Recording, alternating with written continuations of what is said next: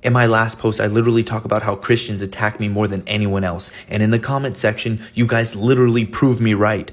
Don't you find it odd that when you squeeze a Christian, you get everything else but Christ?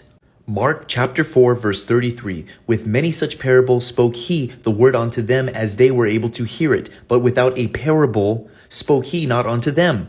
And when they were alone, he expounded all of the things to his disciples, which is exactly what I'm doing right now. Therefore, Jesus only spoke to crowds in parables, which means nothing he said was to be taken literally. Just as Jesus had to explain to his disciples about the parables, I'm sitting here explaining to you about the parables of the Bible. Religion is science told improperly, and science is religion told properly. It is very critical for you to understand that Jesus is merely a guide on how to ascend properly. And that is why you've probably heard the Bible be referred to as the Bible, which stands for Basic Instructions Before Leaving Earth. And this is because it's exactly what the Bible is. It's a metaphysical manual on how to escape the matrix. I do not blame you for not coming across Mark 4:33 or even hearing of that verse ever in your life, because it's commonly practiced in many churches that only the priest is allowed to read the scriptures and not you by yourself. The entire Bible is a parable, so when Jesus walks on water, it means that he has risen above his emotions. That's why he forgave his enemies on the cross, because you can't bring negativity to heaven with you, nor any material objects. And that's why monks shave their head to disconnect from materiality. It's all the same.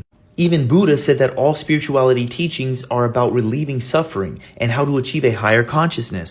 Siddhartha Gautama Buddha altogether means the awakened one who has come forth from darkness to light. It's all about enlightenment, which means light in the mind. There must be darkness for light to prevail.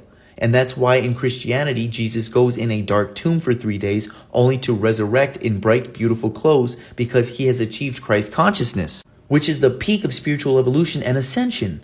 In the Bible, Jonah gets swallowed by a whale for 3 whole days, and that is a symbol of going within oneself. In the Quran, Muhammad hides in a cave for 3 days before he flees to Mecca. And Buddha rested and came to the many realizations about the universe for many days under a tree called the Bodhi Tree.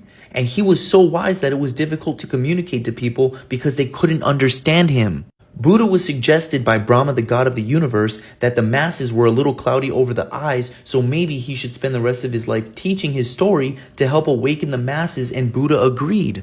Therefore, Buddha teaches the middle path, which is not negative or positive, it's neutral, aka grace, bliss, acceptance, and nirvana. In fact, Buddhism is fairly new, and before Buddhism, it was called Brahmayama, which means path to Brahma or path to the absolute, because he is the totality of the universe. I'm gonna keep doing this shit until your dogma is cured.